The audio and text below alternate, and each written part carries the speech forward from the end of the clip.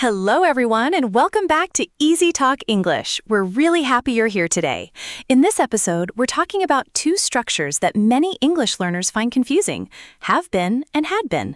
They look similar and both use the word been, but they are used in different timelines. I used to feel nervous whenever I saw these two structures. Sometimes I would say have been when I needed had been, and sometimes I would avoid both completely. I understood the story in my head, but I wasn't sure how to tell it correctly in English. That's a very common feeling. The problem usually isn't that learners don't understand the words. The real challenge is knowing where you are in the timeline. Are you talking about something connected to now, or something that happened before another past event? That makes sense. When we tell stories, we often move between the present, the past, and an earlier past without realizing it. If we don't control the timeline, our sentences can become confusing very quickly. Exactly. Today, we'll make this much simpler. You'll learn that have been usually connects a past experience or situation to the present. Had been, on the other hand, usually describes something that happened before another moment in the past. We'll also look at common mistakes people make in daily conversation. For example, some learners use had been without giving another past reference point. That can make the sentence sound unfinished or unclear. So let's get started. By the end of today's conversation, you'll have a clearer picture of how have been and had been work in real life, especially when you're telling stories or talking about your experiences. Before we talk about grammar, let's start with one simple picture. I think these two structures become much easier when you imagine a timeline instead of trying to memorize rules. That's the idea that helped me the most. I completely agree. Both have been and had been talk about the past, but they don't stop at the same place on the timeline. One reaches all the way to the present, while the other stops before another event in the past. So it's really about where the story ends. If what I'm talking about is still connected to my life now, I should think one way. But if I'm telling a story about two different moments in the past, I need a different structure. Exactly. Imagine you're drawing a line from yesterday to today. If that line reaches the present moment, you're thinking about have been. The experience or situation still has a connection to your life now. Now imagine a different picture. This time, you're telling a story about something that happened 5 years ago. Then you remember another event that happened even earlier. Suddenly, your story has 2 points in the past instead of one. That's where had been comes in. It helps us describe the earlier event before we move on to the later one. It's almost like taking one extra step back in time before continuing the story. I think that's much easier than remembering long grammar rules. Instead of asking myself which tense to use, I simply ask, does my timeline reach the present, or does it stop before another past event? Perfect. Keep those two pictures in your mind as we continue. One timeline reaches today, the other stops before another moment in the past. In the next two parts, we'll look at each structure separately, and you'll see why this simple timeline explains almost every situation where you'll use have been and had been. Let's start with have been. This is probably the structure you'll hear most often in everyday conversations. The important thing to remember is that it connects the past with the present. Even though something happened before, it still matters now. Exactly. One common example is talking about experiences. If I say, I have been to Japan twice, I'm talking about my life experience up to this moment.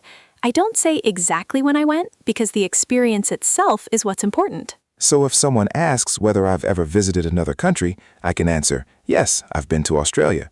The trip happened in the past, but is still part of my life experience today. That's right. We also use have been for situations that started in the past and are still true now. For example, we have been friends for 10 years. That friendship began years ago, and it continues today. The same idea works with daily life. I can say, I have been very busy this week, or she has been working from home recently. These situations began in the past, but they still affect the present. Notice the common idea in all of those examples. The timeline doesn't stop in the past. It reaches all the way to today. That's why native speakers naturally choose have been instead of had been. I think that's much easier to remember now. Whenever my experience, my situation, or my activity is still connected to the present, have been feels like the natural choice. Exactly.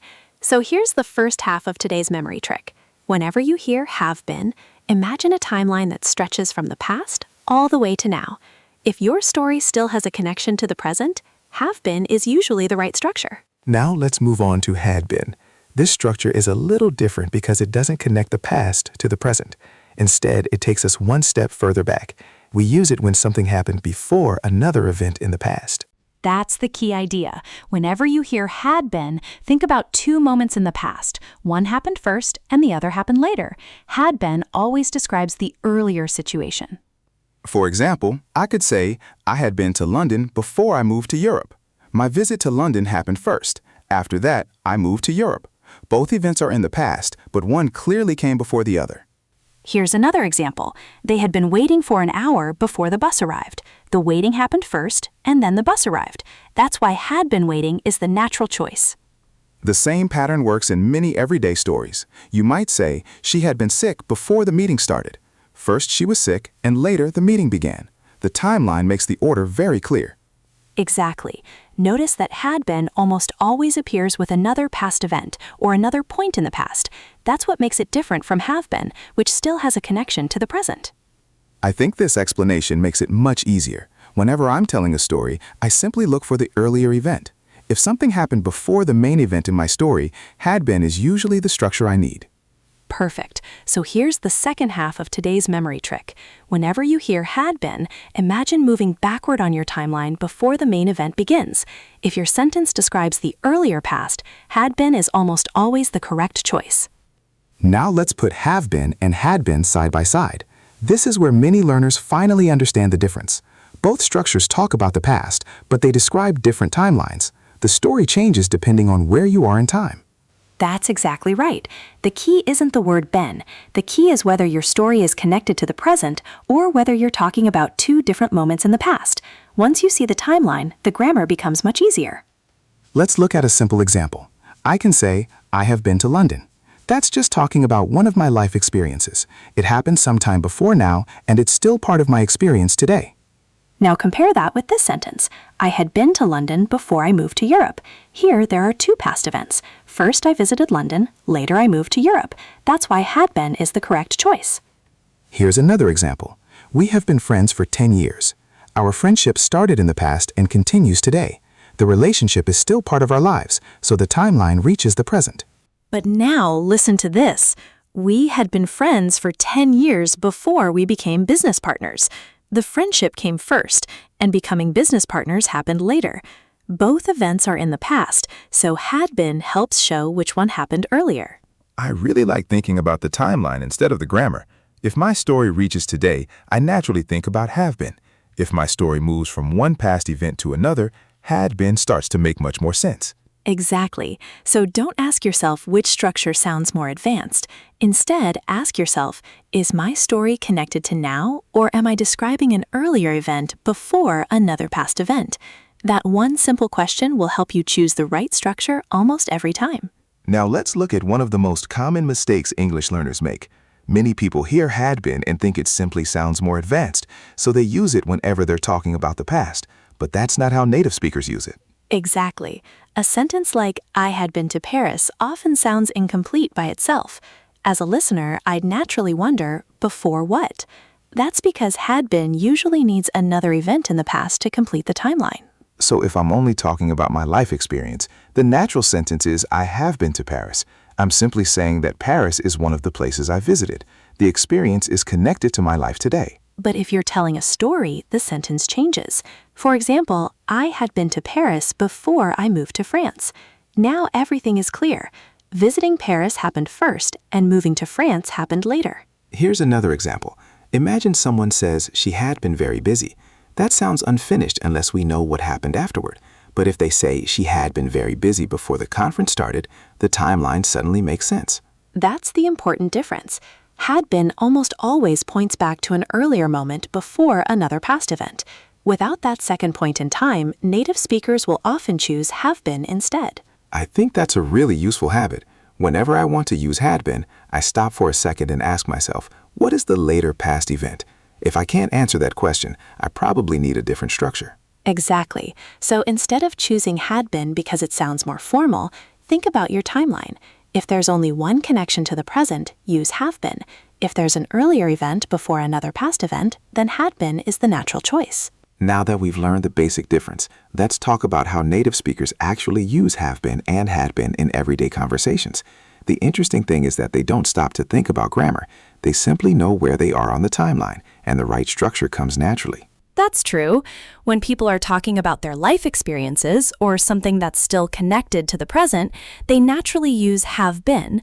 But when they're telling a story with two moments in the past, they automatically switch to had been. You'll hear have been in lots of everyday situations. People say, I've been working all day. We've been living here for 5 years. Or she's been waiting since this morning. These situations all started in the past, but they still matter now. You'll hear had been when someone is telling a story about the past. For example, I had been working there for 3 years before I changed jobs, or they had been living in that city before they moved overseas. The timeline clearly shows one event happened before another. I think that's why stories are a great place to hear had been. When people explain what happened first and what happened next, they naturally use it to make the order of events clear. It helps listeners follow the story more easily. Exactly. And that's something you'll notice in movies, interviews, and conversations.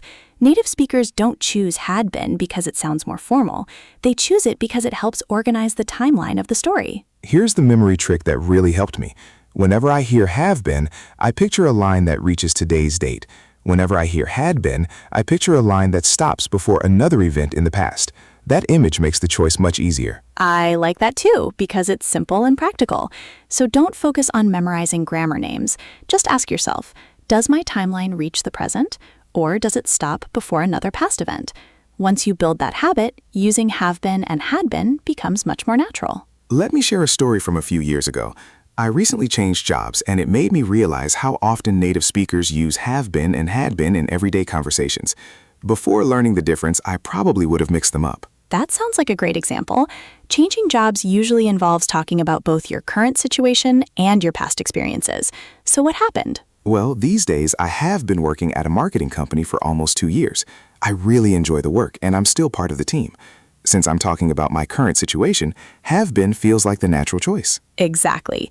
Your job started in the past, but it continues today. That's why have been working connects your past with the present. The timeline reaches right up to now. But when I tell the story of how I got this job, the timeline changes. Before I joined this company, I had been working at a small local business for 5 years. After that, I decided it was time for a new challenge. That's a perfect use of had been. Your previous job came before another event in the past, changing companies.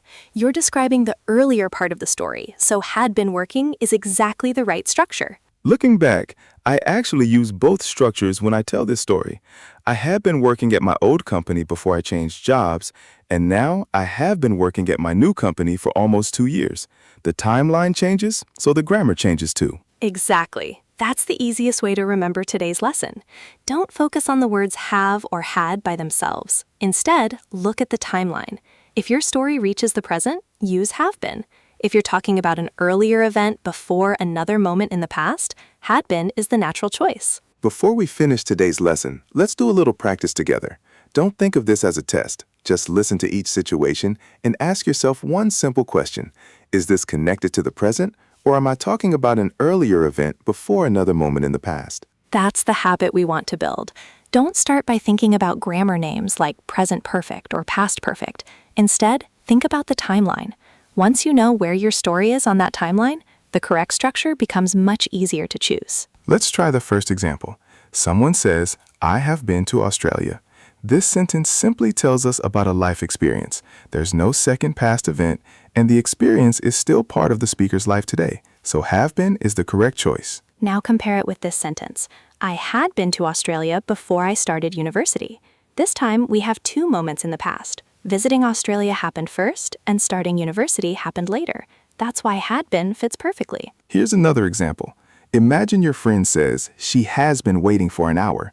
She's still waiting right now. So the situation continues into the present. That's exactly why we use has been waiting. Now let's change the story. She had been waiting for an hour before the train finally arrived. In this sentence, the waiting ended when the train arrived. Both events happened in the past, so had been waiting is the natural choice. If those examples made sense to you, that's a great sign. It means you're no longer choosing these structures because they look similar. Instead, you're thinking about the timeline first, just like native speakers do when they tell stories. Exactly. So the next time you're deciding between have been and had been, don't ask yourself which one sounds more advanced. Instead, ask yourself, does my timeline reach the present, or does it stop before another event in the past? That one simple question will help you choose the correct structure almost every time. We've reached the end of today's conversation, so let's review the most important idea one more time. Have been and had been may look very similar, but they describe two different timelines. Once you understand where your story is on that timeline, choosing the right structure becomes much easier. Remember the simple picture we used throughout today's lesson. Have been is connected to the present. The experience, situation, or activity still matters now. Had been, however, takes you back to an earlier point before another event in the past. We also saw that the same topic can use both structures. For example, you can say, I have been working here for 3 years because the job continues today. But you can also say, I had been working there for 3 years before I changed jobs because you're telling a story about two past events. And don't forget one of the biggest mistakes we talked about today. Many learners use had been without giving another past reference point. If there's no second event in the past, have been is often the more natural choice. Always look at your timeline before choosing the structure. Before we say goodbye, here's a simple challenge for you. Write 3 sentences using have been to describe your own experiences or situations that are still connected to your life today. Then rewrite those ideas by adding another past event and changing them into sentences with had been. That's a great way to practice because you'll see exactly how the timeline changes. You aren't just changing one word, you're changing the relationship between two moments in time. And that's what native speakers naturally think about when they tell stories. Exactly. So the next time you're deciding between have been and had been, don't ask yourself which one sounds more advanced. Instead, ask yourself, does my timeline reach the present or does it stop before another event in the past? That one simple question will help you choose the correct structure almost every time. We've reached the end of today's conversation, so let's review the most important idea one more time. Have been and had been may look very similar, but they describe two different timelines. Once you understand where your story is on that timeline, choosing the right structure becomes much easier. Remember the simple picture we used throughout today's lesson.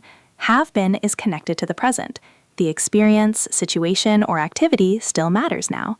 Had been, however, takes you back to an earlier point before another event in the past. We also saw that the same topic can use both structures. For example, you can say, I have been working here for 3 years because the job continues today. But you can also say, I had been working there for 3 years before I changed jobs because you're telling a story about two past events. And don't forget one of the biggest mistakes we talked about today. Many learners use had been without giving another past reference point. If there's no second event in the past, have been is often the more natural choice. Always look at your timeline before choosing the structure. Before we say goodbye, here's a simple challenge for you. Write 3 sentences using have been to describe your own experiences or situations that are still connected to your life today. Then rewrite those ideas by adding another past event and changing them into sentences with had been. That's a great way to practice because you'll see exactly how the timeline changes. You aren't just changing one word, you're changing the relationship between two moments in time. And that's what native speakers naturally think about when they tell stories. Thank you so much for spending this time with us today. We hope this episode has made the difference between have been and had been much clearer. Keep listening, keep practicing, and remember that understanding the timeline is much more useful than memorizing grammar rules. Exactly. Every conversation is another chance to improve your English. Thanks for joining us today. Take care, keep practicing, and we'll see you in the next episode of EasyTalk English. Bye, everyone.